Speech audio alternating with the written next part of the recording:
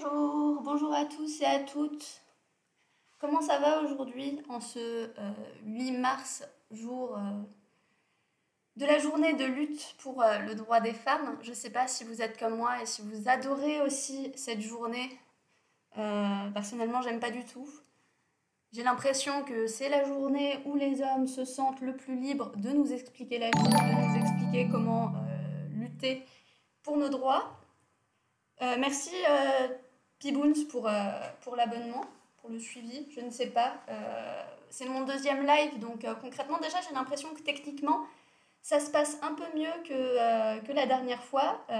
Déjà, la dernière fois, on avait commencé sur un fail de l'internet qui était un peu compliqué à gérer pour moi qui débute. Alors bonjour tout le monde, bonjour à toutes et à tous.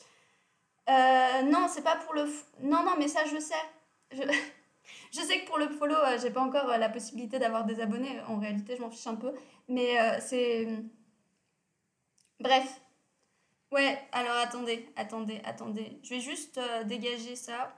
Euh, Tac. Je ne sais pas. Alors attendez, je vais l'enlever, ça va être plus simple. Comment je fais supprimer? Excusez-moi, c'est le problème technique du début de live. Je me suis perdue. Ah voilà, supprimer. Voilà. En fait, vous avez l'alerte de follow, vous l'aviez en double, donc en plus c'était, ouais, bon, bref. C'est les soucis techniques du début de live. Comment vous allez aujourd'hui? Moi, je suis super contente parce que, attendez, j'ai enfermé le chat avec moi. Du coup, il va faire du bruit. Va-t'en le chat. Voilà, problème de chat réglé. Qu'est-ce que je voulais dire? Ce que je voulais dire, c'est que j'étais contente parce qu'aujourd'hui, j'ai reçu un exemplaire de deuxième page en magazine féministe qui va parler de la colère des femmes. Et c'est trop cool parce que ça va me donner plein d'idées pour des prochaines vidéos, pour des prochains trucs comme ça. Et si vous ne le savez pas, je fais des vidéos sur YouTube et aujourd'hui, on va revenir justement sur ma dernière vidéo YouTube. Ma dernière vidéo YouTube qui traitait du corps, le corps comme un outil militant. Euh, J'avais préparé des diapos, mais elles ne veulent pas passer, voilà. Des écritures corporelles du militantisme, c'était le titre de ma dernière vidéo et c'est de ça qu'on va parler aujourd'hui. Et évidemment, comme on est le 8 mars, quand on aura fini de faire un petit topo sur cette vidéo-là, de répondre à d'éventuelles questions si vous avez des questions, je vais enrichir ce que j'ai dit dans ma dernière vidéo avec des exemples féministes du coup. Voilà, c'est le programme du jour en tout cas. Donc dans cette vidéo, on expliquait j'expliquais, je ne sais pas pourquoi je dis on, que le corps c'est un outil militant, qu'utiliser son corps dans l'espace public c'est politique en soi puisque l'espace public actuel, la rue est totalement saturée de signes plus particulièrement des signes marchands, des signes capitalistes. Et le fait d'utiliser son corps politiquement dans l'espace public, bah, du coup, c'est le mettre directement dans une forme de confrontation avec, avec les symboles du capitalisme. Voilà. Je disais aussi que le corps, en fait, en réalité, il fait partie de l'iconographie militante. Euh, voilà, que son usage a une valeur symbolique intrinsèque et que donc utiliser son corps politiquement, bah, c'est pas anodin du tout, ça nous raconte des choses. Voilà.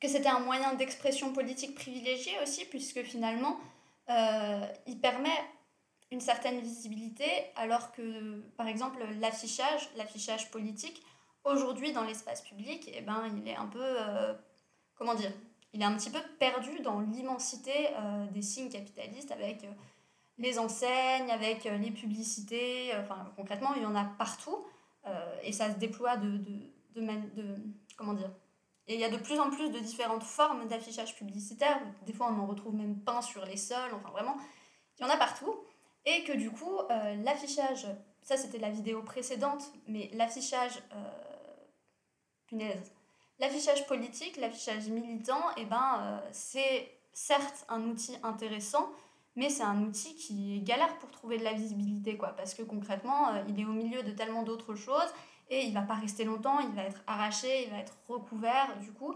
euh, ce que je voulais dire avec cette vidéo, c'est que finalement, aujourd'hui, le corps, quelque part, c'est un outil privilégié, puisqu'il permet, il permet une certaine visibilité que ne permettent plus les symboles politiques, les symboles de la contestation, dans un espace public qui est totalement saturé par le capitalisme. Voilà.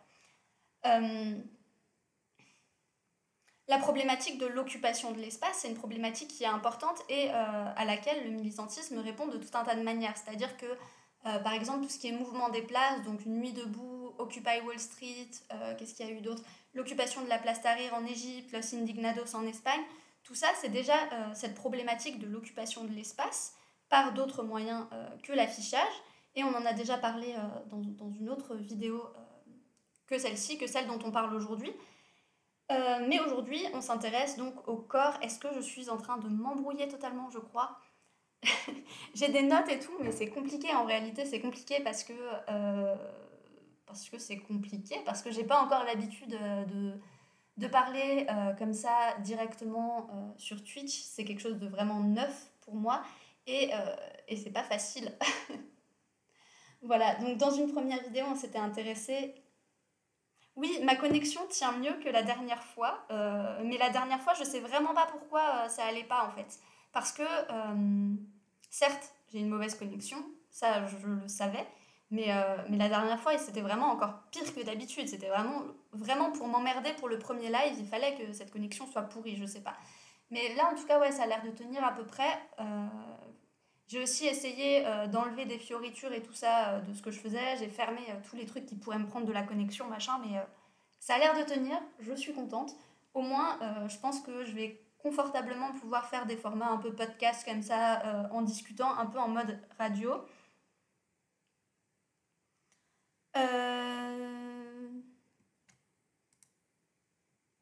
D'ailleurs, tu streams en 60 fps, tu as songé à passer en 30 sur des images fixes, comme ça chargerait moins ta bande passante inutilement.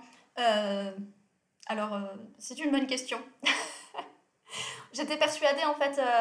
Merci aux personnes qui arrivent et qui suivent. J'ai enlevé l'alerte parce qu'elle était trop forte et que là, comme ça, techniquement, ça va être compliqué pour moi de baisser le son parce que j'ai aucune idée de comment ça marche. Je découvre ça encore. Donc voilà, désolée.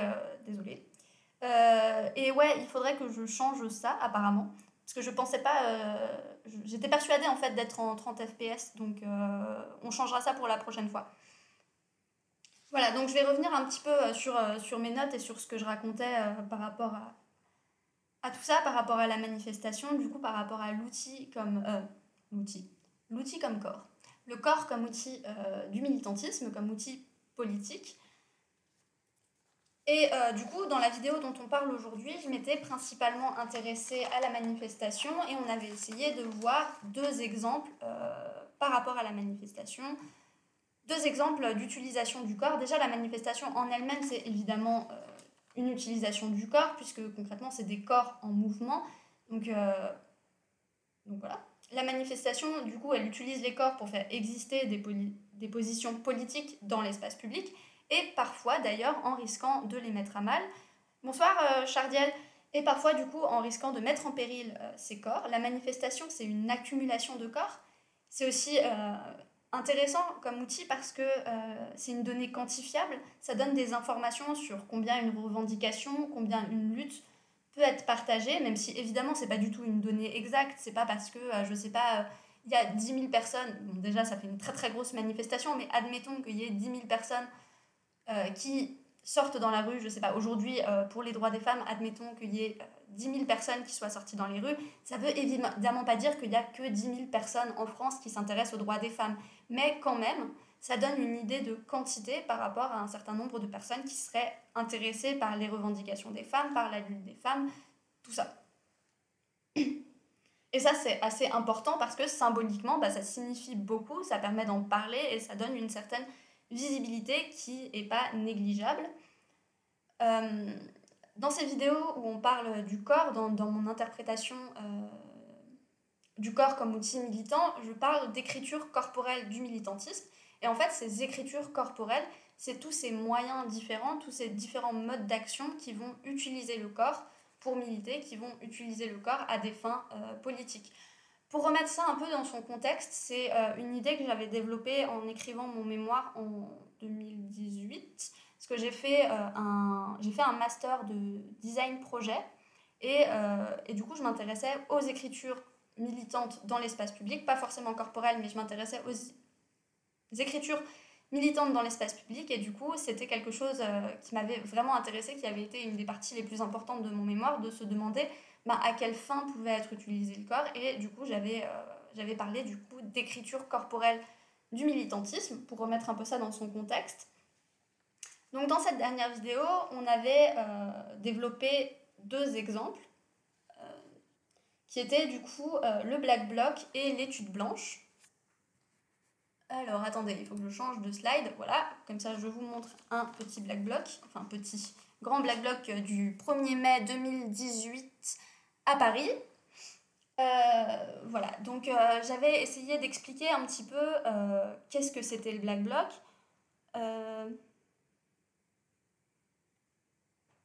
Du coup, est-ce qu'on peut dire que les fémènes sont dans cette optique du féminisme? Quelle optique du féminisme?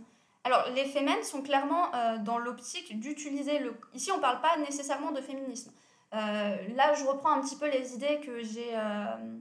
Je reprends un peu les idées que j'ai repris dans ma dernière vidéo, et ensuite, on va développer des exemples féministes.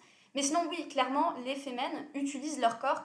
Les fémènes, c'est un de leurs moyens d'action principale, c'est une écriture corporelle. C'est d'utiliser le corps comme outil politique pour transmettre des messages. Bonjour Shadow and Dust.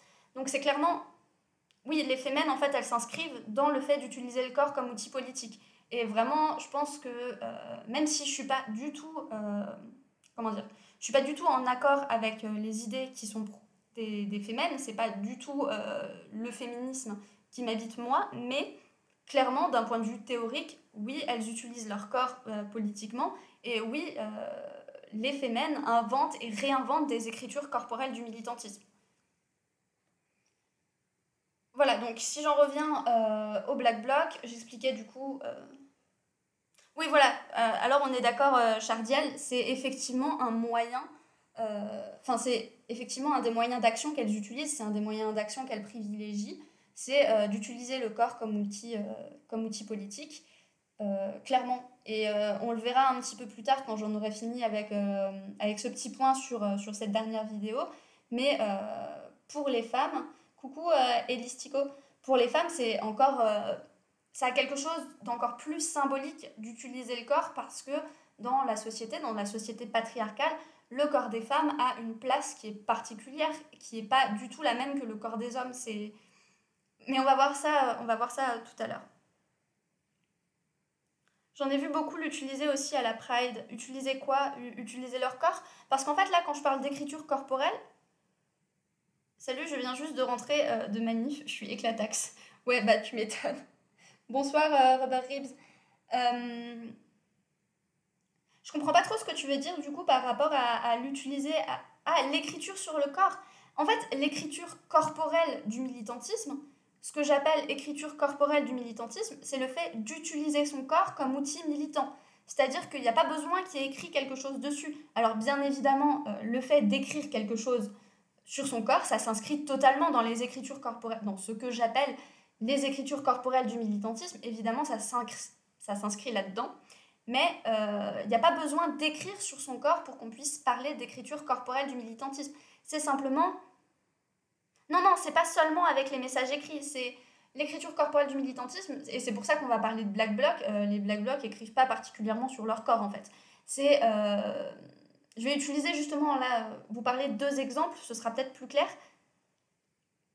Le fait d'utiliser son corps, c'est, pour moi, ce que je considère comme une écriture corporelle du militantisme, parce que, comment dire...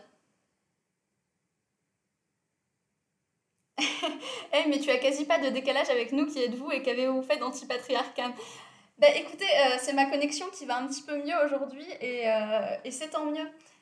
Et du coup, les écritures corporelles du militantisme, c'est simplement le fait d'utiliser son corps. Et en fait, du coup, il y en a tout un tas, et on va essayer de citer d'autres exemples au fil de la vidéo. Là, je vais revenir juste sur les derniers exemples dont j'ai parlé dans ma dernière vidéo. Par exemple, le Black Bloc, pour moi, c'est une écriture corporelle du militantisme, parce que c'est un moyen d'action politique qui utilise le corps.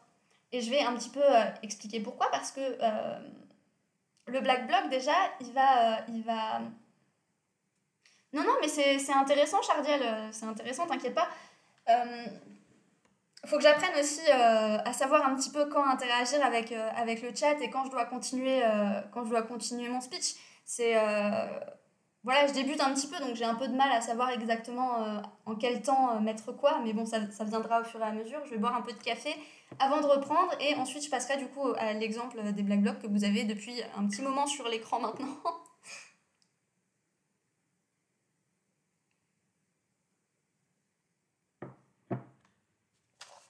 Du coup, le Black Bloc, concrètement, c'est une tactique d'anonymisation et de mise en échec des forces de l'ordre. C'est notamment l'idée d'éviter au maximum les interpellations. C'est pour ça que en fait, les Black Blocs sont cagoulés, sont vêtus de noir. C'est simplement pour que ce soit des individus interchangeables et pour, par exemple, que ce soit plus difficile de repérer une personne. Parce que normalement, ça a un petit peu changé, disons, depuis à peu près 2016, et l'évolution est totalement délétère, mais voilà. Depuis 2016, il y a eu un premier tournant et il y en a eu un second en 2018, j'ai l'impression. En tout cas, moi, c'est comme ça que j'analyse les choses. Mais à la base, normalement, en théorie, pour pouvoir interpeller quelqu'un, pour que la police puisse interpeller quelqu'un, cette personne est censée avoir fait quelque chose d'illégal. Voilà. Et du coup, si tout le monde est habillé en noir, comment savoir qui a fait quelque chose d'illégal ? Comment savoir dans le bloc qui est la personne qui vient de juste casser un truc ou lancer un pavé ou que sais-je? C'est impossible à savoir. En fait, le Black Bloc, il permet à chacun des individus qui participent, je dis bien qu'ils participent parce que justement, c'est pas du tout un groupuscule organisé ou quoi que ce soit, c'est vraiment une tactique où il y a des participants et où concrètement tout le monde peut faire partie du Black Bloc. Et voilà, et du coup, merci l'anti-stream pour ce deuxième raid, déjà la dernière fois. J'étais sur ton stream justement avant de venir ici pour essayer de me détendre un petit peu. Donc bonsoir à tous ceux et à toutes celles qui arrivent. On est en train de parler de Black Bloc, comme vous pouvez le voir, et d'écriture corporelle du militantisme, puisque j'avais émis l'hypothèse dans mon mémoire que j'ai écrit en 2018, donc il y a longtemps maintenant, que du coup, le Black Bloc et plein d'autres types d'actions militantes étaient en fait des écritures corporelles du militantisme, parce que moi j'ai une formation de designer à la base, je suis designer graphique, enfin en théorie, parce que je fais à peu près tout sauf ça en ce moment. Merci Soli The Only. Et du coup, ouais, j'ai une formation de designer graphique à la base, donc j'ai tendance à interpréter les choses graphiquement et à m'intéresser à la symbolique, à ce que ça évoque et ce à quoi ça ressemble. Et donc, c'est pour ça aussi que d'ailleurs, le Black Bloc me paraît très intéressant et un exemple intéressant pour parler d'écriture corporelle du militantisme. Et donc, pour moi, les écritures corporelles du militantisme, désolée pour la répétition pour ceux qui sont là depuis le début, pour celles et ceux qui sont là depuis le début, du coup, pour moi,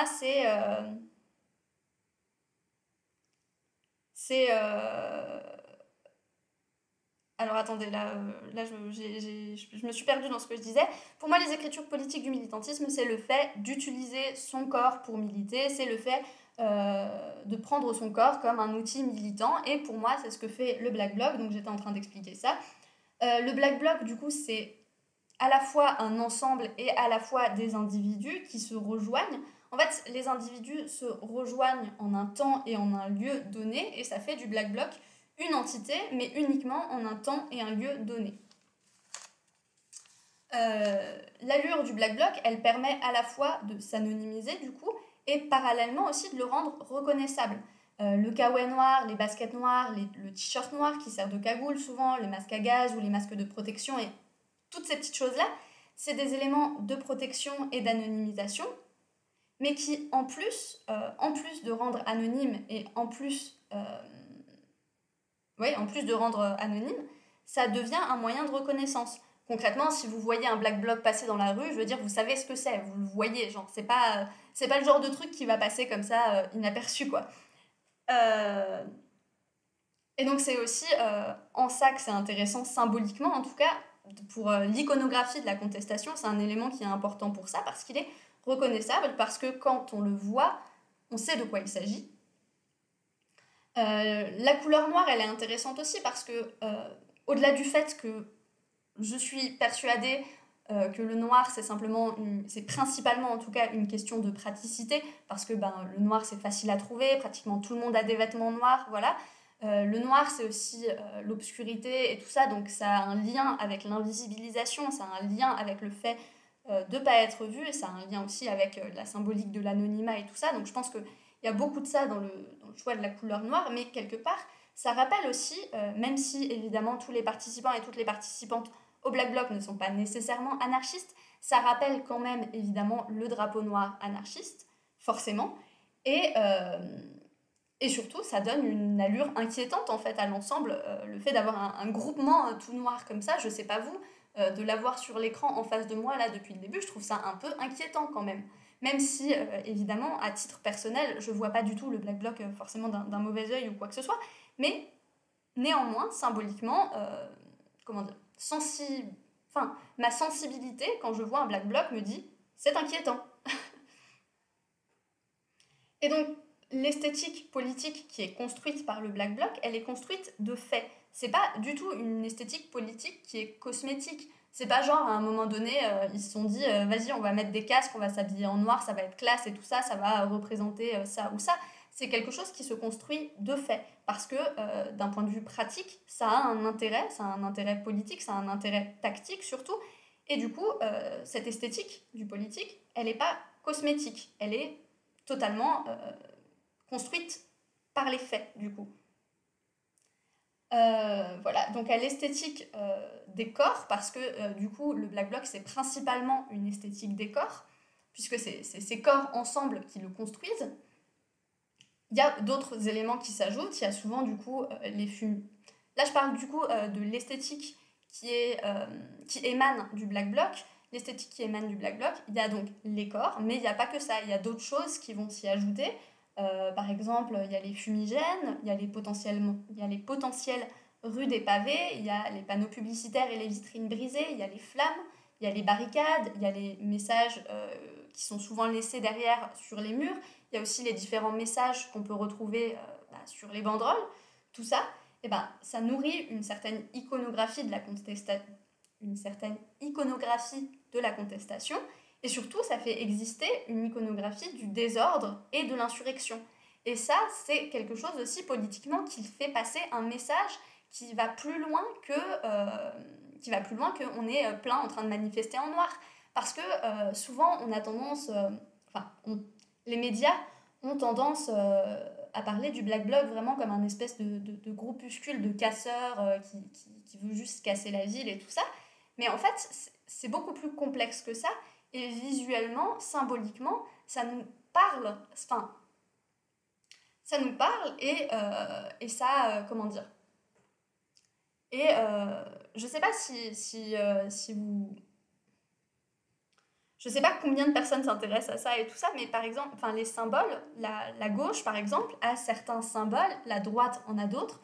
Genre, par exemple, la fleur de lys, ça va pas trop être un symbole de gauche, et à gauche par exemple on va avoir le point levé, les chaînes, tout ça, et tout ça c'est une certaine iconographie, tout ce vocabulaire, tout cet ensemble de symboles, c'est une iconographie, et du coup le Black Bloc a une iconographie qui est particulière, qui est vraiment singulière, elle n'est pas radicalement différente de l'esthétique traditionnelle de la contestation, de gauche, mais elle a ses particularités.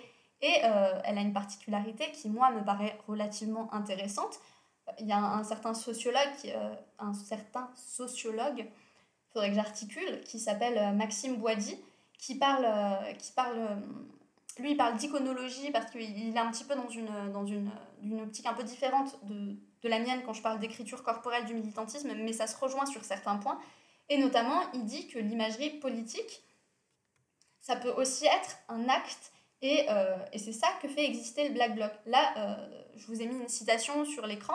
C'est tiré d'un texte qui s'appelle Le Black Bloc, terrain visuel du global. Si vous voulez le chercher sur Google, il est disponible. Il est totalement accessible. Je pense que c'est le site du Caire ou une connerie comme ça. Et du coup, il dit, à l'instar d'autres représentations classiques de l'iconographie politique occidentale, le Black Bloc possède la capacité de prendre le regardeur à partie, pour ainsi dire.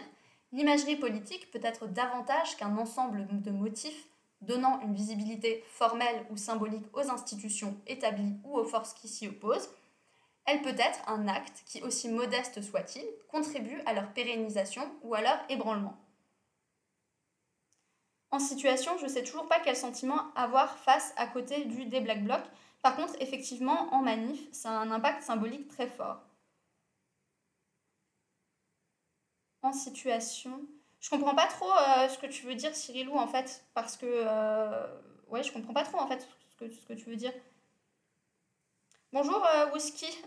Bonne journée du 8 mars. Moi, j'aime pas trop le 8 mars, en fait.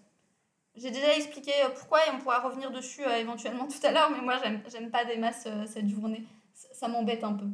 Donc bref, si on en revient à Maxime Boisdy et du coup à sa vision du Black Bloc, je trouve qu'il explique très bien le fait que le symbolique, c'est pas nécessairement un petit dessin, un petit logo ou une composition qui soit un ensemble de symboles et tout ça, c'est aussi les actes. Les actes sont symboliques et les actes, visuellement, comment dire ? Voilà, l'imagerie politique, c'est pas uniquement des motifs, c'est pas uniquement des formes, c'est pas uniquement des compositions, des symboliques, des affichages, tout ce que vous voulez, c'est aussi les actes. Et pour moi, c'est ça, du coup, les écritures corporelles du militantisme, c'est des actes qui sont forts symboliquement, c'est des actes qu'on peut analyser symboliquement aussi, et du coup, c'est ce qu'on vient de faire avec le Black Bloc.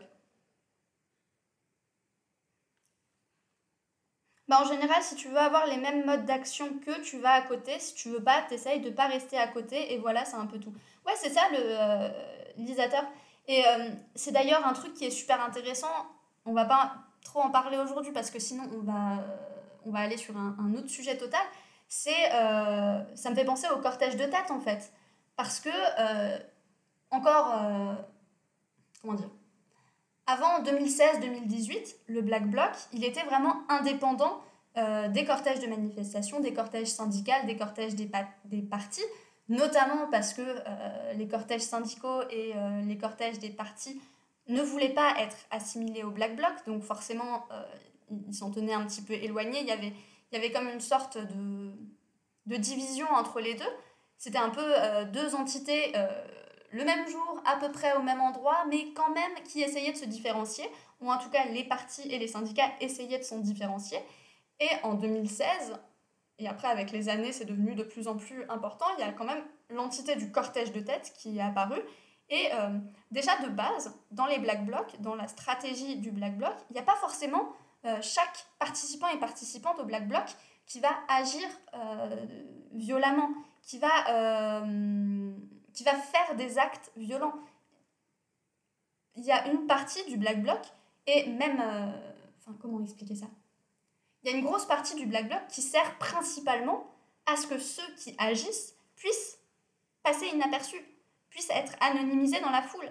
C'est pas parce que t'es habillé tout en noir, machin, que tu vas participer à un Black Bloc ou quoi que ce soit, que nécessairement tu as des modes d'action violents. Alors, en règle générale, ça veut dire que tu soutiens et que tu es solidaire de celles et ceux qui ont des modes d'action violents, mais ça ne veut pas du tout dire que tu en as toi-même. Tu peux simplement être là pour que les autres puissent être anonymes dans une foule. Et ce qui est intéressant, c'est qu'à partir de 2016, pendant les mobilisations contre la loi travail, et aussi en 2018, pendant les mobilisations étudiantes, etc., à cette époque-là, il y a eu beaucoup de choses en même temps, il y a eu le cortège de tête qui a permis au Black Bloc de se diluer encore plus dans les cortèges de manifestations. Je sais pas, il y a quelques manifs où ça s'est pas passé comme ça, mais où il circulait plus en tactique, disons, infiltration. Mais alors ça dépend de quel... Moi là, quand je parle d'une certaine division, une certaine différenciation entre cortèges entre cortèges de syndicats et de partis et entre Black Bloc, Je parle d'avant 2016. Parce que toi, si ton expérience, elle parle d'après 2016, ce que je dis par rapport à une différenciation entre le cortège des partis et des syndicats et le Black Bloc, c'est plus du tout valable en fait, après 2016. Parce qu'après 2016, il y a l'entité du cortège de tête qui apparaît et qui permet au Black Bloc de se diluer, en plus de la manifestation, dans le cortège... Enfin, bref.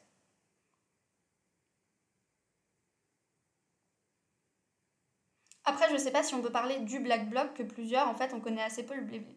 Mais en fait, là, quand je parle du Black Bloc, je parle pas d'une entité concrète qui existe dans le temps. Je parle de stratégie, je parle de tactique et je parle de la manière dont elle peut se mettre en place. Parce que, évidemment, en fait, le Black Bloc, c'est toujours différent. Parce que le Black Bloc n'est pas un groupuscule organisé. Le Black Bloc, c'est uniquement une stratégie. Et donc, à partir de là, forcément, cette stratégie, elle se manifestera chaque fois différemment. Comment dire? Il y a des... j'ai pas le mot. Il y a des dynamiques qui reviennent, il y a des dynamiques qui peuvent apparaître presque systématiquement ou de manière plus épisodique, mais ce sera toujours différent. Parce que ce sera toujours d'autres personnes qui vont utiliser... Ce sera jamais le même groupe de personnes, ce sera jamais la même organisation, c'est toujours quelque chose de spontané. Alors, ensuite, où j'en étais? Je crois qu'on va passer à mon deuxième exemple. Oui, c'est ça. Mon deuxième exemple, du coup, c'est les tudes blanches. Alors, je ne sais pas si vous connaissez les tudes blanches parce que c'est quand même vraiment beaucoup moins connu que le Black Bloc. Alors, peut-être si vous avez vu ma vidéo, du coup, vous avez déjà entendu parler, ma dernière vidéo, du coup, sur YouTube, vous avez peut-être déjà entendu parler des tudes blanches puisque j'en parle dans cette vidéo, justement, puisqu'on est en train de refaire le point sur cette vidéo. Enfin, bref. Et du coup, l'étude blanche, c'est quelque chose qui s'oppose de plein de manières au Black Bloc, mais qui, en même temps, a des liens. C'est-à-dire que l'étude blanche, c'est aussi une écriture politique qu'on va voir en manifestation. C'est aussi... les Black Blocs, c'est très souvent... Comment dire? Avant 2016-2018, en France en tout cas, les Black Blocs, c'était principalement des contre-sommets. Dans les contre-sommets, les manifestations par rapport au sommet de l'OTAN et compagnie, il y a presque systématiquement un Black Bloc, et dans ces contre-sommets est apparue aussi cette entité qu'on peut appeler les tudes blanches, les combinaisons blanches. Enfin, c'est pas vraiment une entité, mais c'est un mode d'action qui a été revu dans différentes manifestations et qui a été revu dans différents contre-sommets. Et ces deux moyens d'action différents, que sont du coup le Black Bloc et les tudes blanches, s'opposent et en même temps font émerger des choses similaires. C'est assez... je vais expliquer. Il y a une certaine opposition et en même temps, il y a des points communs aussi. Le Black Bloc, c'est un refus clair de l'authentification, c'est une volonté d'être anonyme, d'être invisible, alors que les tudes blanches, c'est l'inverse. C'est une recherche de représentation politique dans les institutions. Les tudes blanches, leur revendication, c'est qu'il n'y a pas assez de représentation des citoyens et citoyennes, on va dire ça comme ça, dans les institutions politiques. Et c'est ça que veut dire ce moyen d'action, c'est de ça qu'il veut parler. Là où il y a réellement des liens entre le Black Bloc et les tudes blanches, ça va être par exemple le fait que la symbolique des deux est plutôt radicale dans la mesure où il y en a un qui est totalement blanc, il y en a un qui est totalement noir. Du coup, la combinaison blanche qui est utilisée par les tudes blanches parce que c'est né en Italie, à Gênes, et je crois, si je dis pas de bêtises, que tute ou tuté, ou je n'ai aucune idée de comment ça se dirait avec l'accent italien, ça veut dire combinaison.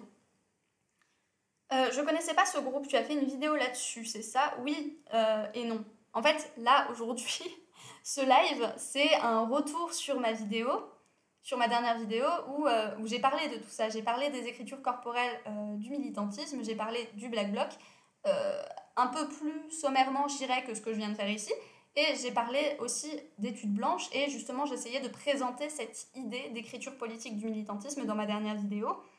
Et voilà, donc oui, j'en ai parlé dans ma dernière vidéo, mais c'était pas une vidéo uniquement là-dessus, et voilà. Toujours est-il que l'étude blanche cherche à exprimer l'invisibilité, notamment l'invisibilité des travailleurs précaires dans les institutions, le fait qu'ils n'ont pas un certain pouvoir d'expression, qu'ils ne sont pas écoutés, tout ça. Et voilà, et le blanc ici, il est utilisé comme... Le noir chez les Black Blocs, il est utilisé comme moyen d'être anonyme, et le blanc ici, il est utilisé comme moyen de dire qu'on est invisible en fait. C'est un synonyme d'invisibilité. Et voilà, et c'est intéressant parce que le blanc, c'est très utilisé dans cette optique-là, dans le militantisme, dans l'iconographie politique, dans la symbolique politique. Le blanc est souvent utilisé pour représenter, bon, la paix, évidemment, ça arrive régulièrement, mais surtout l'invisibilité. Et d'ailleurs, ça a été utilisé dans tout un tas d'autres luttes, notamment avec le cas du masque blanc. J'ai prévu de faire une vidéo, un de ces quatre, sur le masque blanc, donc je ne vais pas en discuter plus que ça. Mais par exemple, si je devais donner un exemple, il y a des buralistes français qui avaient fait une action en masque blanc pour signifier leur invisibilité lorsque l'État voulait augmenter les taxes sur la cigarette. Et du coup, ils avaient aussi utilisé le blanc, et plus exactement le masque blanc, comme synonyme d'invisibilité. Voilà, donc du coup, on est face entre l'étude blanche. Franchement, il n'y a pas tellement de choses à dire sur l'étude blanche, parce que moi, c'est pas un moyen d'action qui me parle plus que ça, dans la mesure où si je voulais chercher la merde, je dirais que le Black Bloc, c'est plutôt la gauche radicale, et l'étude blanche, c'est un peu libéral comme ça quand même.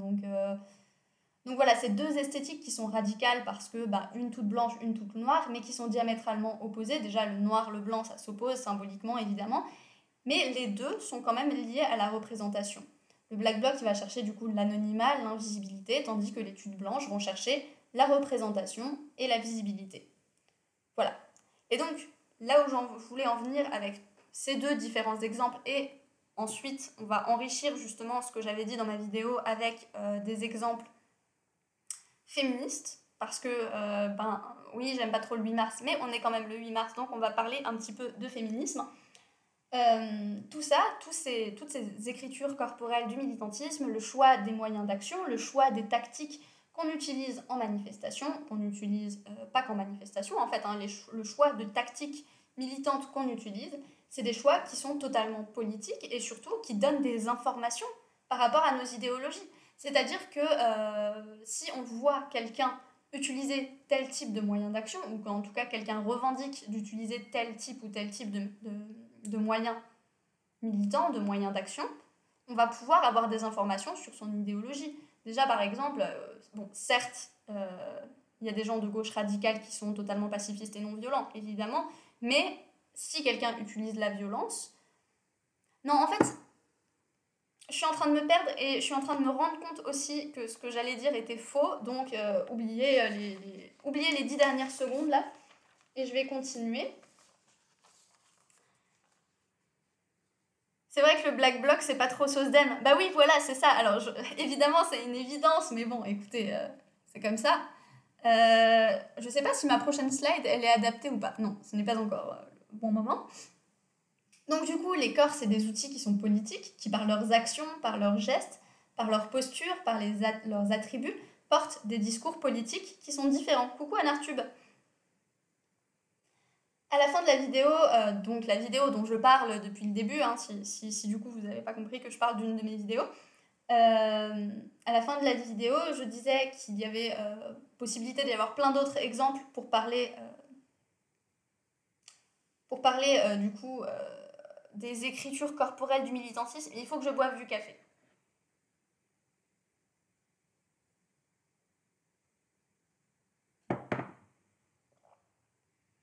Alors,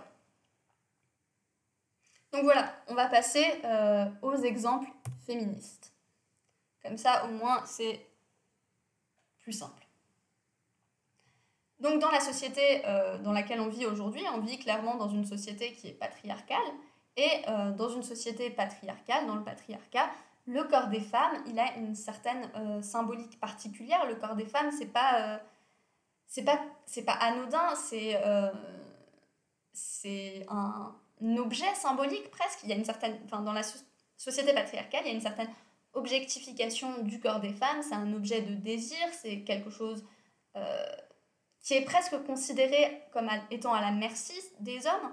Il est considéré comme fragile, les femmes sont considérées comme tombant plus facilement malades. Enfin, il y a vraiment il y a vraiment plein de choses sur le corps des femmes à dire. Et il y a vraiment tout un tas d'images dégradantes qui sont liées au corps des femmes. Le corps des femmes, en fait, il a une forte portée symbolique.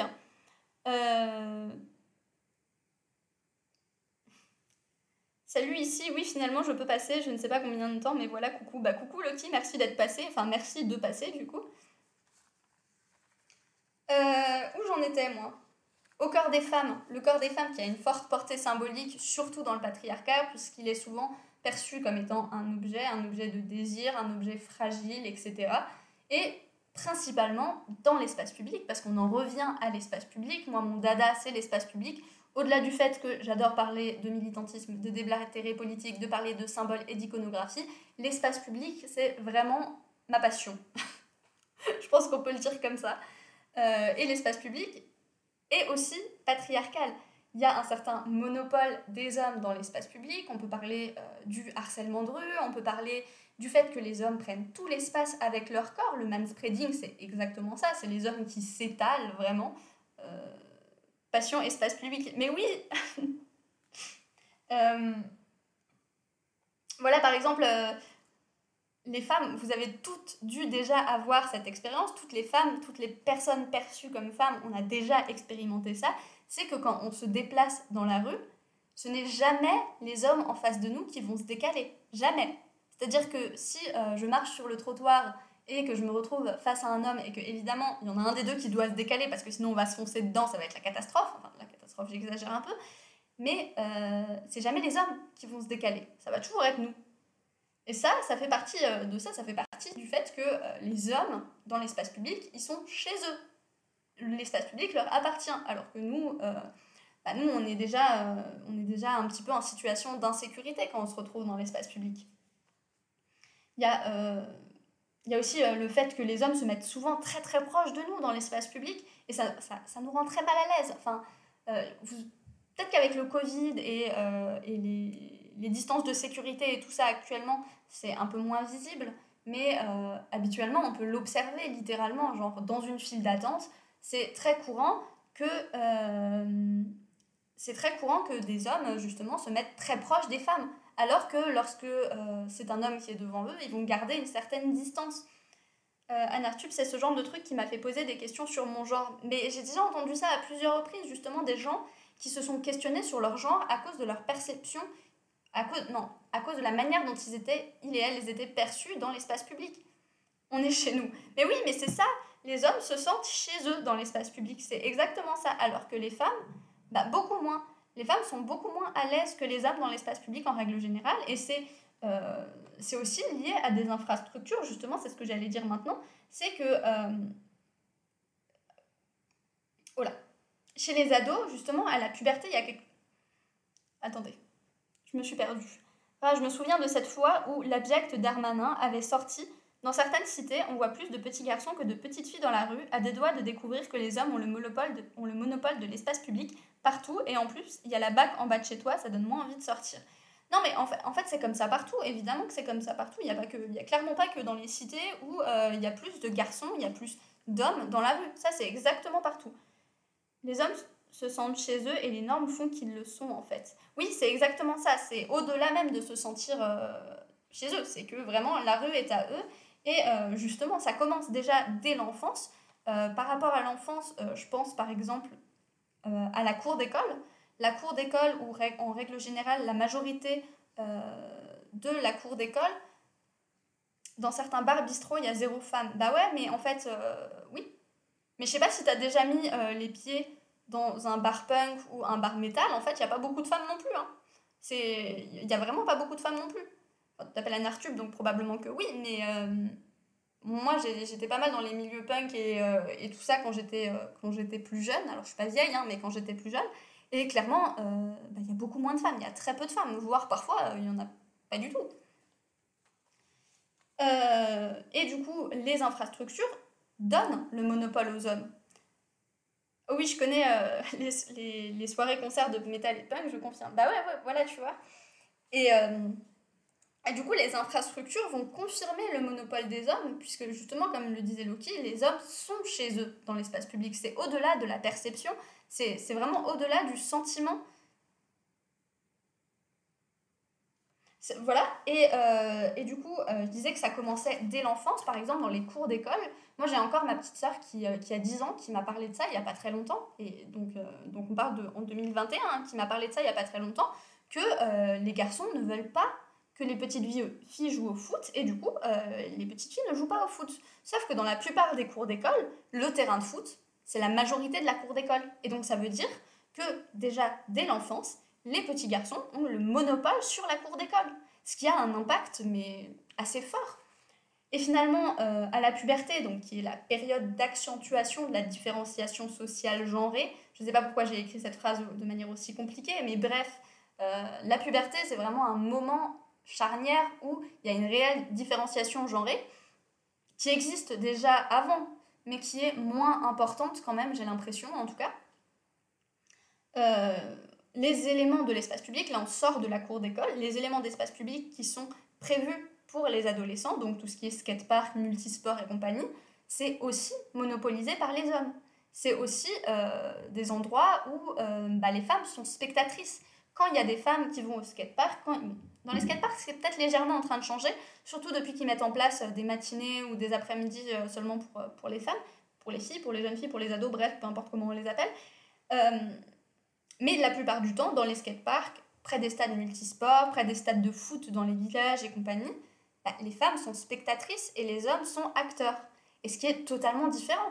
C'est totalement différent d'être acteur, d'être sur le stade en train de jouer au foot, en train de se donner, de se défouler, de faire plein de choses, et d'être spectatrice. Et je ne sais plus où j'ai entendu ça il n'y a pas très longtemps, c'était peut-être dans un live de Maudit, je ne sais pas. C'était dans un live sur Twitch, je sais plus, il y avait quelqu'un qui parlait de ça et qui expliquait justement que quelque part ça induisait déjà des comportements, enfin qui ont déjà été commencé à être induits au préalable, hein, mais le fait d'être spectateur, ça induit des formes de sociabilisation plus complexes, et le fait d'être acteur, ça induit une certaine confiance en soi, ça induit le fait d'être à l'aise, etc. Et que du coup, rien que ça, rien que les infrastructures et les places différentes des hommes et des femmes dans les infrastructures de la ville, ça a un impact sur le monopole des hommes sur l'espace public et sur la place des femmes dans l'espace public. Pour continuer sur l'image des bars, il suffit de voir l'intérieur. Si tu as un peu de pub, c'est forcément sexiste. Si tu as des jeux, c'est hyper genré. Et évidemment, toutes les réactions des personnes présentes. Je pense que si tu n'es pas dans la norme cis masculine, tu te sens pas forcément bien. Mais oui, c'est totalement ça. Et comme Anartube le dit après, et les serveuses qui se font draguer, voilà, clairement. Oui, c'était chez Maudit, du coup. Vous confirmez. Et c'était sur la sociabilisation des jeunes femmes. Oui. Et bah parfait. Je sais pas quoi ajouter, là, je me suis nouveau perdue. Dès que je quitte mes notes, après, je ne sais plus du tout ce que je dis. Ouais, c'était sur un stream assez récent quand même. C'était il y a moins d'un mois, je pense. Où j'en étais La portée patriarcale, blablabla, blablabla. Donc, on a vu l'adolescence, on a vu l'enfance, mais à l'âge adulte, c'est comme ça aussi. Et du coup, vous venez de donner un exemple auquel j'avais pas pensé. Hein, tout ce qui est bar et tout ça, tout ce qui est concert, machin, c'est quand même souvent monopolisé par les hommes. Enfin, en tout cas, les concerts et les bars punk, tout ça. Mais à l'âge adulte, il y a un autre truc qui est particulièrement parlant, c'est les routes. Les routes dans l'espace public, c'est quand même ce qui prend le plus d'espace. C'est vraiment, il y en a partout et ça prend énormément de place. Et la route, clairement, c'est un élément qui appartient aux hommes. Dans certains pays, c'est encore concrètement qu'elle appartient aux hommes parce que les femmes n'ont toujours pas la possibilité, toujours pas le droit d'avoir le permis de conduire et de conduire. Mais même en France, symboliquement, la route, elle appartient aux hommes. Et ça, c'est quelque chose qu'on voit beaucoup dans certaines expressions. Par exemple, quand on dit femme au volant égale accident, etc., c'est bien pour dire que les femmes ne devraient pas être sur la route parce que les femmes sur la route seraient dangereuses. Alors qu'en réalité, les femmes ont moins d'accidents que les hommes. Donc, à partir de là, voilà. Mais dans l'imaginaire collectif, les femmes sont considérées, l'imaginaire collectif qui est patriarcal, hein, on le rappelle, les femmes sont considérées comme dangereuses sur la route et donc elles ne sont pas censées y être. C'est censé être un espace réservé aux hommes. Puis la voiture, notamment dans les publicités, mais pas que dans les publicités. La voiture, en règle générale, elle est quand même... ça représente un petit peu une sorte d'organe viril, quoi. Genre, voilà, c'est exactement tout ce que tu dis, ces facettes. Vrais hommes, avoir grosse voiture. Bonjour, Molette qui colle.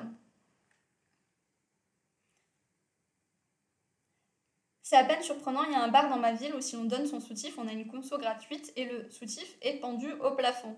C'est classe, mais quelle classe incroyable. Oh là là.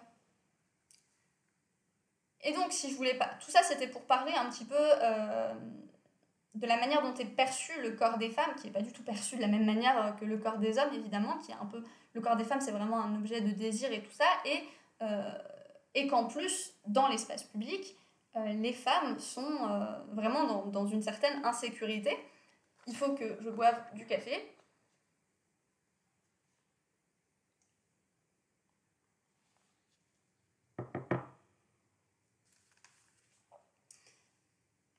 Il y a quelques années, une marque de voiture a joué là-dessus dans ses pubs. Les femmes avaient des accidents ou se garaient mal et elles déposaient un mot d'excuse sur une serviette hygiénique. Ouais, je me souviens de ces pubs. C'est terrible, c'est vraiment terrible. Et donc, maintenant, on va enfin en arriver du coup à nos exemples féministes, puisqu'on a ce visuel magnifique sur l'écran depuis pas mal de temps maintenant. Et donc, pour parler d'exemples féministes d'écriture corporelle du militantisme, puisqu'on en revient un petit peu, on revient à notre sujet, il y a un exemple que je trouve intéressant, c'est les manifs de nuit non mixtes. Parce que les manifs de nuit non mixtes, ça nous raconte beaucoup de choses sur à la fois la place des femmes, sur la place des femmes, je ne sais pas à quoi je voulais confronter ça, bref. Ça nous raconte beaucoup de choses sur la place des femmes et ça a un impact symbolique que je trouve assez important parce que la manif de nuit non mixte, c'est concrètement plein de femmes ensemble dans la rue la nuit. Je pense pas que je suis en train de dire un truc révolutionnaire là, voilà. Et en fait, les femmes dans l'espace public, c'est déjà l'insécurité à cause de tout ce qu'on vient d'expliquer, à cause du monopole des hommes dans l'espace public. Les femmes ne sont pas à leur place et donc sont dans une certaine forme d'insécurité. On a déjà parlé du harcèlement de rue, de tout ça qui provoque cette insécurité des femmes dans l'espace public. Et la nuit, ça ajoute encore de l'insécurité, puisque la nuit, c'est l'obscurité, et puis il y a énormément d'images de la culture du viol qui est liée à la nuit. Je ne vais pas en dire plus parce que j'ai pas envie de trigger des gens et tout ça, on va pas parler de ça plus en détail, mais voilà, il y a plein de choses issues de la culture du viol qui sont en lien avec la nuit, et du coup, femmes dans l'espace public, la nuit, c'est vraiment insécurité plus, quoi. C'est ce que j'ai écrit sur mes notes. Et donc, les femmes ensemble, la nuit dans l'espace public, ça raconte beaucoup de choses symboliquement. C'est une image qui est très forte, je trouve. C'est une image c'est une image de force, c'est une image de sororité. C'est quelque chose qui me semble relativement fort symboliquement. Et je sais pas si vous avez... je sais pas en fait s'il y a des femmes, tout simplement, je ne connais pas le genre des personnes qui sont dans le chat, mais s'il y a des femmes, des personnes perçues comme femmes, etc., qui sont déjà allées dans des manifs de nuit non mixtes féministes, il y a vraiment une certaine force qui se dégage de ces événements. Moi, j'ai participé à des manifs de nuit en non-mixité de femmes ou en non-mixité LGBTQI+, à Marseille et à Strasbourg, et franchement, je pense que j'ai jamais ressenti quelque chose d'aussi fort, des émotions aussi fortes dans des manifestations. Et voilà, donc pour moi, la manif de nuit non mixte, ça fait partie des exemples d'écriture corporelle du militantisme, du coup, qu'on peut lier au féminisme, puisque de toute façon, les écritures corporelles du militantisme, ça englobe, pas que, mais ça englobe déjà toutes les manifestations dans leur ensemble. Mais voilà, celle-ci me paraît avoir une force particulière, et comme on est le 8 mars, je voulais vous parler de quelques exemples féministes. Et un autre, fort parce que ça permet de se réapproprier l'espace. Oui, parce que ça permet de se réapproprier l'espace, ça permet de se sentir plus à l'aise dans l'espace public, parce que en fait, le fait d'être ensemble, et en fait, les effets du fait d'être ensemble la nuit dans l'espace public, ça se ressent encore après. C'est-à-dire que une fois la manifestation terminée, je sais pas si je suis la seule à avoir ressenti ça ou pas, mais pour moi, après, je me rappellerai toujours de ma première manifestation féministe non mixte de nuit, c'était à Strasbourg, et après ça, j'ai plus jamais vécu l'espace public de la même manière, vraiment plus jamais.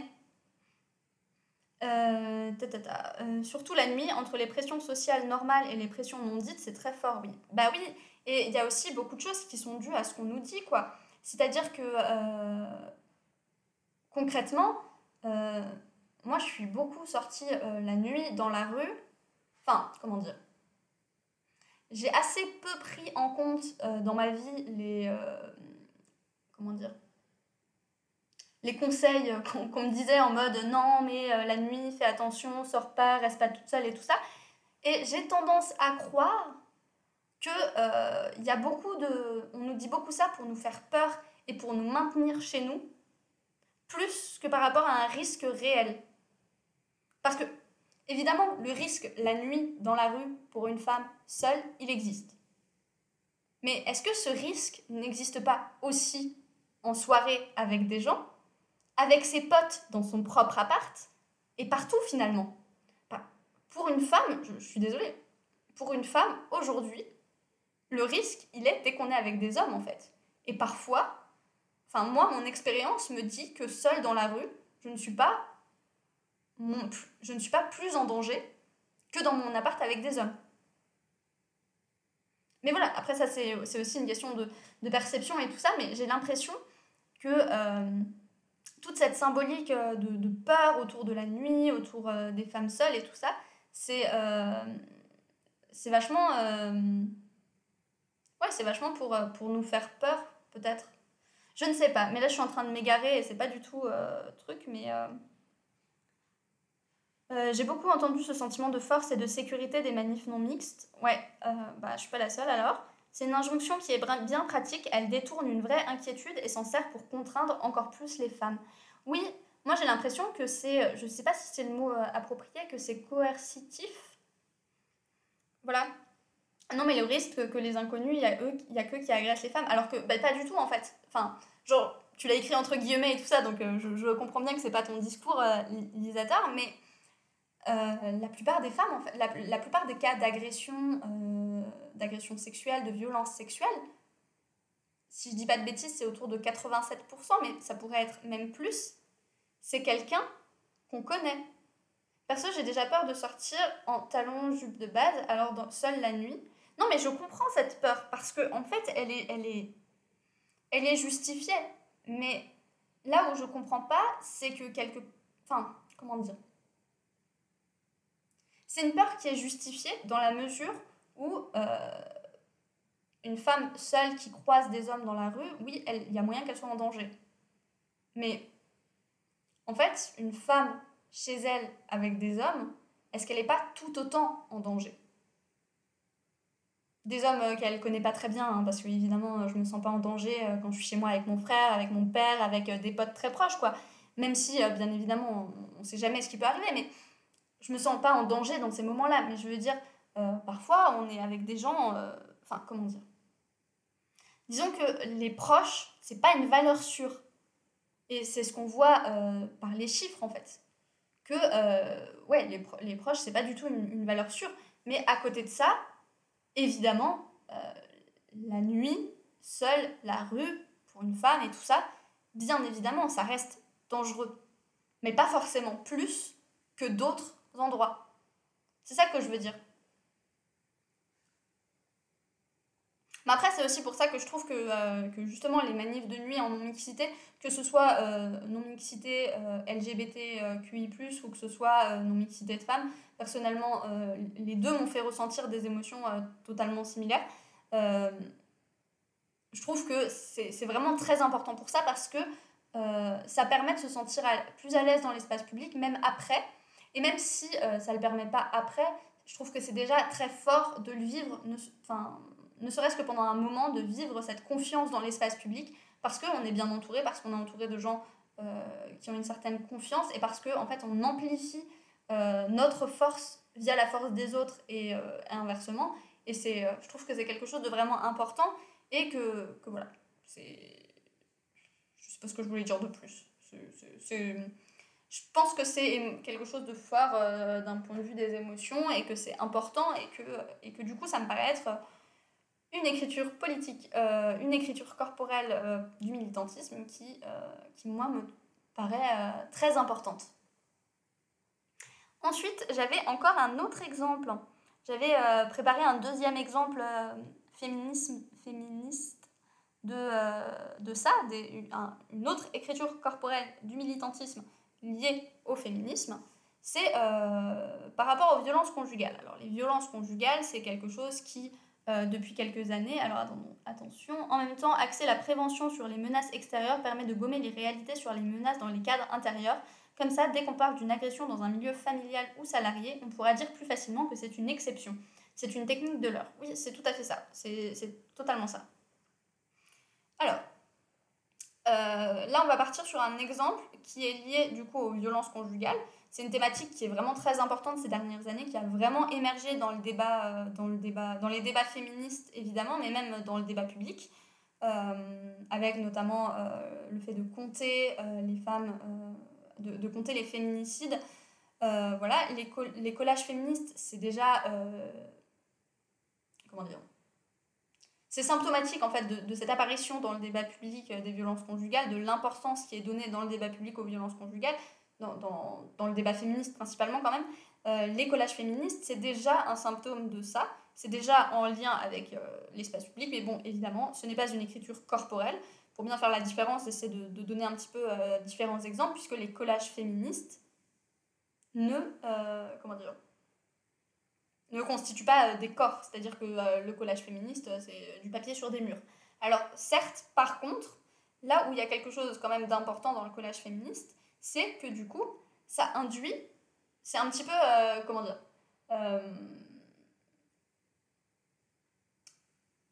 comment dire ça, c'est dans le collage féministe, le truc qui apparaît, le truc qui paraît important, c'est ce qu'il y a sur les murs. C'est le papier qui est collé, le message qui est collé, tout ça. Mais quand même, ça induit qu'il existe derrière des femmes, des groupes de femmes qui sortent ensemble la nuit pour le faire. Et ça, c'est aussi important et ça revient à des problématiques qu'on a dit avant. Mais c'est pas de ça qu'on va parler, quoi. Là, l'exemple que je voulais évoquer, c'est du coup les die-in. J'ai un accent anglais un peu pitoyable, donc je ne sais pas si vous m'avez compris, je vais répéter, je vais parler des die-in. Je me sens un peu ridicule dès que je parle anglais, c'est fou. Enfin, que je parle anglais, j'ai dit 2 mots en anglais, quoi. Et en fait, dans différentes manifestations, depuis que les violences conjugales sont un sujet qui a émergé dans les débats féministes, dans le débat public, tout ça, le die-in, c'est un moyen d'action qui est régulièrement utilisé et c'est un moyen d'action qui utilise les corps. Le dying, si vous ne savez pas ce que c'est le fait de se coucher par terre pour mimer le fait d'être morte, tout simplement. Et c'est quelque chose qui va essayer de montrer symboliquement l'étendue des dégâts, en fait. Il y en a eu plusieurs, notamment quand on est arrivé en 2020 à 120 féminicides. Quand le compteur est arrivé à 120 féminicides, il y a eu plusieurs die-in à travers la France. Et où, du coup, de nombreuses femmes se sont couchées ensemble sur le sol. Et comment dire, c'est un petit peu essayer de montrer qu'est-ce que ça représente 120 femmes mortes. Qu'est-ce que ça représente 120 féminicides. Alors évidemment, on ne compte pas exactement le nombre de femmes et tout ça, mais c'est symboliquement, c'est un peu l'idée, c'est essayer de montrer l'étendue des dégâts. Voilà. Ça fait 1 heure qu'on est là déjà. 1h10, quelque chose comme ça, je ne sais pas. Oui, c'est ça. Voilà, alors moi j'en ai fini avec mes notes, donc je sais plus trop quoi vous raconter. Je m'étais dit que si ça vous intéressait, on pouvait parler éventuellement de vos exemples. Je ne sais pas si il y a des exemples d'écriture corporelle du militantisme qui vous viennent en tête, si on peut éventuellement en parler. Voir exactement dans quoi ça s'inscrit, essayer d'en voir les symboliques éventuellement. Donc si éventuellement vous avez des exemples, vous pouvez les écrire dans le chat. Sinon, je peux digresser sur la violence des femmes pendant 3 heures, hein, ça c'est pas un souci non plus. Donc je vous laisse un petit peu de temps éventuellement si vous voulez parler de certains exemples. Voilà. En attendant, je vais du coup digresser sur la violence des femmes. Ah, il y avait d'autres exemples de blocs comme le pink block et même un drag block, m'a-t-on dit. Euh... Graissé. Oui, alors il y a plein d'autres il y a d'autres types de blocs effectivement et ça s'inscrit aussi dans le witch block aussi effectivement et c'est clairement des écritures corporelles du militantisme. En tout cas, c'est ce que enfin, pour moi ça s'inscrit clairement là-dedans, mais dans la mesure où je crois que c'est un concept que j'ai inventé. Ça va être difficile de trouver quelqu'un pour confirmer, mais pour moi, ça s'inscrit clairement dans ces écritures-là, puisque bah, c'est exactement pareil que... Enfin, c'est pour les mêmes raisons que la manifestation en est, hein, tout simplement. Hein. Toutes les formes de manifestation sont des écritures corporelles du militantisme. Le pink block va du coup avoir d'autres symboliques. Je connais pas très bien le pink block et le drag block. Tout ce que je peux dire, c'est que le pink block, bah, c'est rose, quoi. Et que du coup, bah, voilà. Vous avez le droit de vous moquer de cette argumentation incroyable. Non, après, le pink block, je trouve que c'est intéressant parce que ça rentre directement, quand on le voit symboliquement, ça rentre quand même directement en confrontation avec l'idée du black bloc. C'est-à-dire que... et c'est intéressant parce que je voulais digresser sur la violence des femmes. Et du coup, c'est intéressant parce que souvent, il y a beaucoup cette idée qui est ressortie dans les médias notamment, que le black bloc, c'est viriliste, que le black bloc est viriliste. Et ben, moi je considère que c'est sexiste en fait, c'est misogyne de penser que le black bloc est viriliste. Mais quand même, du coup, dans un certain imaginaire collectif, en tout cas dans les médias, si on prend l'interprétation du black bloc des médias, c'est quelque chose de viriliste. Et du coup, je trouve ça quand même intéressant que le pink bloc... Enfin, je trouve que la confrontation entre black bloc et pink bloc, elle est intéressante du coup, par rapport à ça, parce que le pink bloc va s'opposer un petit peu à ça, à une espèce d'image viriliste, à une espèce de perception viriliste, en tout cas, du black bloc. Le witch block, je connais pas bien. J'ai vu déjà des images et tout ça. J'ai vu des slogans avec des chaudrons et tout ça. Et je me suis beaucoup intéressée plutôt théoriquement à l'image de la sorcière. Mais ouais, le witch block. Attendez, je vais boire du café. Je n'en peux plus.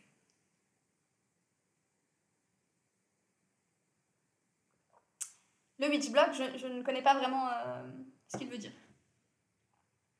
Les deux sont des hybridations avec d'autres pratiques pour subvertir le black bloc et le diversifier surtout. Le drag block, c'est carrément jouer sur la pratique du drag où l'anonymat se fait via des accessoires, perruques, vêtements, etc. Ah oui, ok, je comprends, je comprends un petit peu mieux le truc. Mais ouais. Et le œuf bloc contre les terfs. Ah, je sais pas, je ne sais pas, mais c'est une idée intéressante.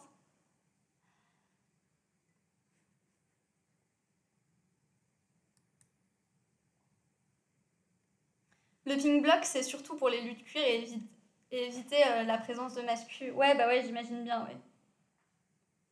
J'ai aucune idée de pourquoi ce message a été bloqué. Bref. On peut dire fart maintenant. Oui. Non, mais ça, c'était merveilleux comme image quand même, cet œuf. J'ai regardé en boucle des vidéos hier de ça, parce que c'était magique. Voilà. Ça a refait ma journée, moi, hier. Je sais pas ce que vous en avez pensé, mais moi, quand j'ai vu ça, j'ai trouvé ça très chouette. Et franchement, GG à la personne qui a balancé l'œuf, quoi. Ça aurait été visé un peu différemment, ça aurait pu être encore mieux, mais franchement, je trouve que c'est déjà pas mal. Je vais clairement pas... je vais pas chercher la petite bête. Et ouais, qu'est-ce que je voulais dire? Qu'est-ce que je voulais dire? Je ne sais pas. Ah oui, à la base, si je voulais faire une digression sur la violence des femmes et le soi-disant virilisme du Black Bloc, c'était aussi pour faire un petit peu d'auto-promo et parler des prochains lives, du coup, le live de mercredi. Je sais plus ce que j'ai fait pour mon programme. Est-ce que je fais un live mercredi? Oui, je crois. Oui, le prochain live c'est mercredi et celui d'après c'est samedi. Et là, pour ces deux lives, on va parler de violence. Et du coup, le fait de faire une digression sur la violence des femmes et la perception de la violence des femmes, le soi-disant virilisme du Black Bloc, ça me permettait de rejoindre ce sujet-là et de vous dire de venir voir mes prochains lives. Mais honnêtement, je pense qu'on va s'arrêter pour aujourd'hui. Alors, c'était pas très long, je crois. Une heure, une heure c'est pas long, si. Non, c'était... Tiens, à propos de sorcière, sur un de tes tweets, tu parlais d'un bouquin de Mona Chollet. Tu évoquais sorcière. J'aimerais savoir là où ta vision divergeait de la sienne d'ailleurs. Alors, dans mon tweet, je dis bien que je ne suis pas d'accord avec tout. Je ne dis pas que ma vision diverge réellement de la sienne. Enfin, c'est un peu la même chose. Là, je suis en train de gagner du temps pour trouver comment expliquer ça. En fait, ça va être un peu compliqué de dire en quoi mon avis divergeait du sien. Parce que, en fait, c'est pas. Comment dire? Moi, c'est une lecture que j'ai appréciée, en fait. Sorcière de Mona Chollet. C'est quelque chose que j'ai trouvé très intéressant à lire, dans lequel j'ai pu trouver plein de connaissances pour enrichir ma connaissance autour des sorcières et compagnie. Mais c'est simplement la manière dont elle perçoit certaines choses, les exemples qu'elle utilise, euh, qui sont totalement... c'est...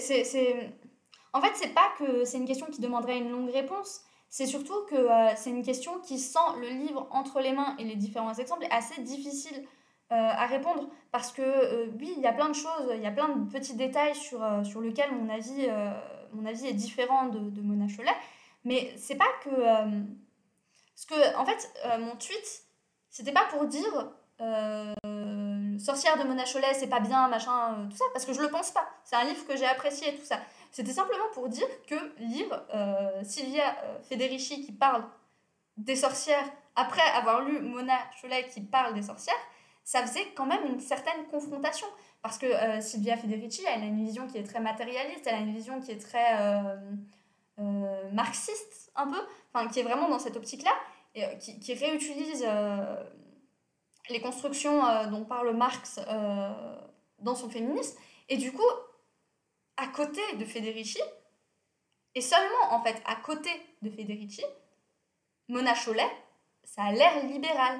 Et à cause des exemples qu'elle utilise, qui vont être plutôt de la pop culture et tout ça. Mais ça veut pas dire du tout que j'ai pas aimé Sorcière de Mona Chollet. J'ai trouvé très intéressant Mona Chollet. Ce que je disais en disant que j'étais pas d'accord, parce qu'il y a eu un truc où je disais que j'étais pas d'accord, c'est que j'étais pas totalement d'accord avec l'une et l'autre, en fait. C'est ça que je voulais dire. Que je retrouve pas totalement ma perception dans ni l'une ni l'autre. En fait, je pense que je me situe vraiment entre les deux, mais que lire l'une après l'autre, et ben, ça faisait une sacrée confrontation, quoi. Alors, où j'en étais? Attention, dans le Black Bloc, l'anonymisation est faite aussi parce qu'il est difficile de différencier les participants entre elles. Dans un bloc où il y aurait des perruques différentes, il est possible d'identifier une personne et de la suivre aux caméras pour voir quand elle va retirer son déguisement. Ça, je suis tout à fait d'accord aussi. Le Black Bloc, je pense que ça reste un des moyens, une des tactiques d'anonymisation qui est la plus efficace quand même, concrètement. T'as pas dit pourquoi t'aimais pas le 8 mars. euh, ouais, c'est vrai, je l'ai pas dit. J'aime pas le 8 mars parce que, en fait, c'est le jour dans l'année où les hommes vont se sentir le plus libres de parler à notre place. Mais vraiment, c'est-à-dire que ça s'est vu depuis le début de la journée d'ailleurs, c'est le jour où c'est open bar, quoi. C'est parler à la place des femmes, vraiment open bar. Et donc déjà pour ça, ça me saoule parce qu'en fait, je passe un peu toutes les journées du 8 mars à me faire des ulcères et à m'énerver parce que c'est le jour où ils devraient fermer leur gueule et c'est le jour où ils le font encore moins que d'habitude. Voilà. C'est pour ça que j'aime pas le 8 mars et c'est aussi parce que c'est relou, on va pas passer la journée à râler à propos de tous les trucs capitalistes qui nous prennent pour des connes et qui vont nous dire d'acheter tel ou tel truc, qui vont nous parler d'électroménager alors qu'on est censé parler de lutte des femmes, que y a toute la journée des gens qui vont dire la journée de la femme alors que, excusez-moi, on n'est pas interchangeable. Voilà, enfin... En fait, pour moi, la journée du 8 mars, c'est un peu la journée des ulcères où on va passer la journée à s'énerver. Donc, enfin... du coup, c'est clairement pas ma journée préf, quoi. Ensuite... Bonsoir Valk Photo, mais tu arrives à la fin. Tu arrives à la fin. Je sais, 1h20 de live, c'est pas tant que ça. Mais on débute ici. On débute, donc voilà. Donc pour l'instant, j'essaie de pas trop en faire. J'essaie de prendre le temps. Ouais, Anartube, t'as raison. Le féminisme, c'est tous les jours, vraiment. Tous les ans, t'as les mêmes réflexions douteuses. Mais ouais, c'est exactement ça. On va passer la journée à râler, en fait. Et on n'aura même pas le temps de s'intéresser vraiment à des... Enfin, voilà, je sais pas. Moi, ça me saoule. Franchement, ouais. Je sais pas quoi en dire de plus. C'est juste relou. C'est vraiment juste relou. Alors, tac, tac, tac. Est-ce que j'ai absolument pas prévu... Ah, la violence des femmes. Bon, bref, peu importe. J'avais fait une slide, c'est pas grave. Bon, ben du coup, ça fait quand même 1h20 qu'on est là. Moi, je suis assez contente de ce live. J'étais déjà beaucoup plus à l'aise que la dernière fois, et c'est normal, je suppose. Déjà, on n'a pas eu de problème de connexion. Vous vous rendez compte? On n'a pas eu de problème de connexion. Je sais pas, en plus, j'ai l'impression que le chat était plutôt... Il n'y a pas eu un décalage incroyable non plus avec le chat. Du coup, j'ai aussi mis en place quelques trucs pour optimiser un petit peu ma connexion, évidemment, mais en soi, c'est bien quand même. C'est pas mal. Et du coup, je me dis que pour la prochaine fois, je pourrais peut-être faire des tentatives un petit peu plus audacieuses pour réussir à faire d'autres choses éventuellement en live. Pour l'instant, on va évidemment se contenter de ça. Et oui, c'était ultra synchro avec le chat. Ouais, mais franchement, je suis contente parce que ça veut dire que je vais peut-être pas pouvoir faire des folies, je vais peut-être pas pouvoir faire des trucs incroyables non plus sur Twitch, parce que la connexion, voilà. Mais niveau décalage, ça allait pas mal, 10-20 secondes. Ouais, ça je l'ai remarqué moi aussi. Mais ouais, du coup c'est cool. Et ouais, bah coucou Clarabelle, t'arrives à la fin. Et ouais, du coup, ce qui va se passer, c'est que je vais essayer de trouver un endroit... Attendez. Je suis perdue dans mon ordinateur. Go faire à souper. Bah ouais, moi aussi, je vais faire ça. Je vais aller faire à manger après. Bah ouais, en fait, je vais vous laisser là-dessus parce que je voulais regarder si je pouvais vous envoyer ailleurs, mais en fait, dans mes chaînes suivies, il n'y a personne. Il y a personne qui est en live actuellement, donc bon. Je suis là depuis 1 heure.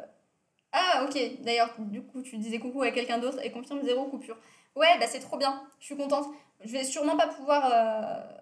Il y a Week France. Alors attendez. Ah oui, effectivement. Comment que je vais faire?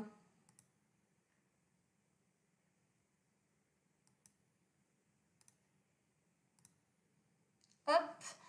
Voilà. Et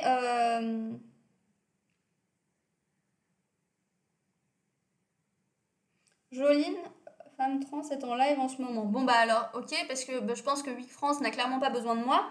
Donc on va faire ça plutôt. Je cherche.